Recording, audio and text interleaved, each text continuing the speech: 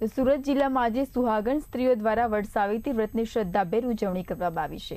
પોતાના પતિના લાંબા આયુષ્ય અને પરિવારની સુખ શાંતિ માટે સ્ત્રીઓએ આ વ્રત જેઠ સુદ પૂનમના દિવસે પરંપરાગત રીતે રાખે છે। તો વ્રત દરમિયાન સ્ત્રીઓ વડના વૃક્ષની પૂજા કરી દેવી સાવિત્રીને યાદ કરીને પતિના દીર્ઘાયુષ્ય માટે પ્રાર્થના કરે છે। કેટલીક સ્ત્રીઓ એક જ ફળ ગ્રહણ કરીને ઉપવાસનું પાલન પણ કરે છે।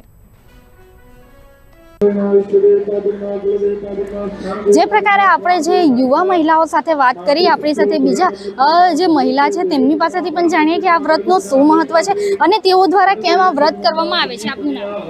અંજના જરીવાલા, ક્યાંથી આવો છો? વાડી ફળિયા, ભાગળ। આ વ્રત કેમ કરવામાં આવે છે અને કયા કારણ માટે કરવામાં આવતું?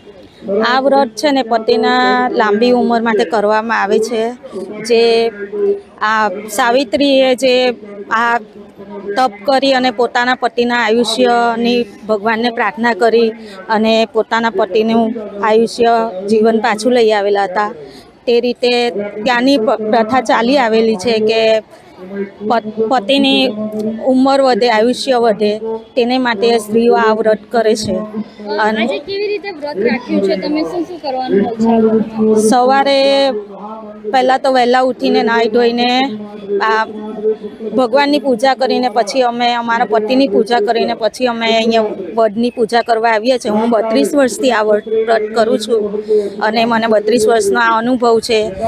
વર્ષોથી મારા સાસુ અમને અહીંયાથી લઈ આવતા, ત્યારના અમે આ જ જગ્યાએ અમે આવીને પૂજા કરીએ છીએ અને ભગવાનની પાસે અમારા પતિની લાંબી આયુષ્યની પ્રાર્થના કરીએ છીએ અને પૂજન અર્ચન કરીએ છીએ।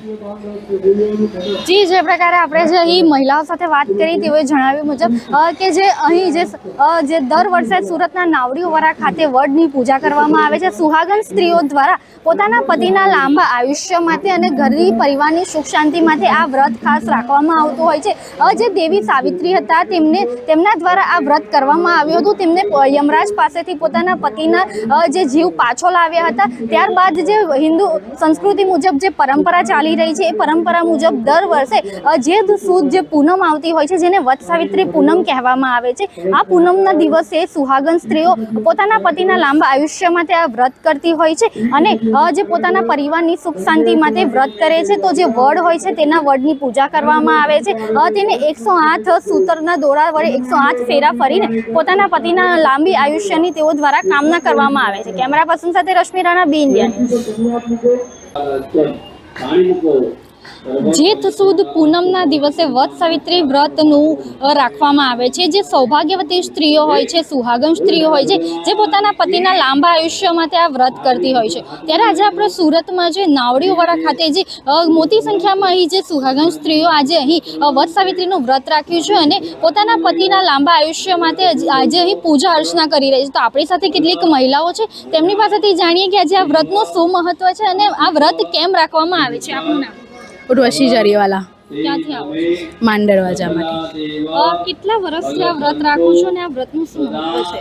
મને વ્રત રાખીને 7 વર્ષ થયા છે। મારા એંગેજ થયા અને 2 વર્ષ થયા હતા અને મેરેજથી લઈને અત્યારે 7 વર્ષ થયા છે।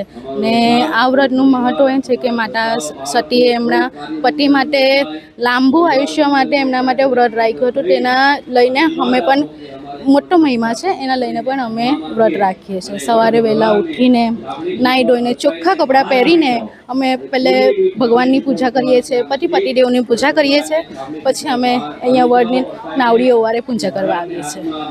કઈ રીતે આજે પૂજા કરવામાં આવે છે અને વડની કેમ પૂજા કરવામાં આવે છે? અહીં વડની પૂજા આઈડિયા એટલું બધો આઈડિયા તો નથી, પણ અમે દર વર્ષે જે મોટા વડીલો જે રીતે પૂજા કરે છે તે રીતે અમે લોકો એમની સાથે આવીએ છીએ। એટલે જે મહિમા છે કે પહેલે વડની પૂજા જેટલા ફેરા પડવા જાણે મહત્વ એમ છે કે 7 ફેરા પડવાના અને જેનાથી 108 ફેરા ફરાતો હોય તે 108 ફેરા ફરે છે।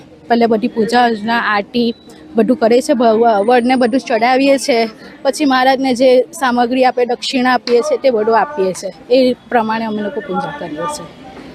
જે આપણી સાથે બીજા પણ અહીં મહિલા છે જેઓ પ્રથમવાર આ વ્રત રાખ્યું છે અને તેમનું આ પ્રથમવાર અનુભવ છે, તો તેમની પાસેથી પણ જાણીએ કે કઈ રીતે આજે આ વ્રત રાખ્યું છે અને કઈ રીતે આજે આ જે વ્રત દિવસ દરમિયાન કેવી રીતે રાખવાના છે। આપનું નામ?